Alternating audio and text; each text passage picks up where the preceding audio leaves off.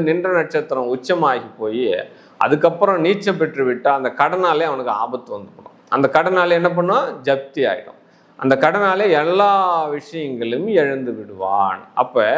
அப்போ பேராசை பெருநஷ்டம் அப்படின்னு வரும் பொழுது அப்போ மிதுன ராசிக்கு செவ்வாதசை பேராசை பெருநஷ்டத்தை கொடுத்து விடும். அதில் எந்த மாற்று கருத்தும் கிடையாது. ஆமாம், இது 100% நடக்கும்.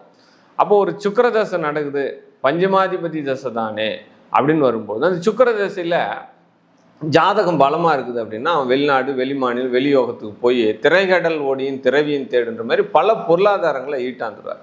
அப்போ பெரிய அளவில் ஒரு கோடீஸ்வர யோகம் வந்துடும். அதே காலகட்டத்தில் அவர் வெளிநாடுகளில் இடம் வாங்கி அமைக்கிறதுக்கு உண்டான சூழ்நிலையெல்லாம் அமைஞ்சிடும். ஆமாம், அங்கேயே இடம் வாங்குவார், அங்கேயே குடியுரிமை வாங்கிடுவார். அப்போ பிறந்த ஊரை விட்டு வெளிநாட்டில் போயிட்டு இந்திய வம்சாவளின்ற பேரில் மிகப்பெரிய அளவில் செல்வந்தன் ஆகிறதுக்கு வாய்ப்புகள் நிறைய உண்டு. ஆனால் அதே சுக்கிர தசையில் அவர் இங்கே உள்ளூர்ல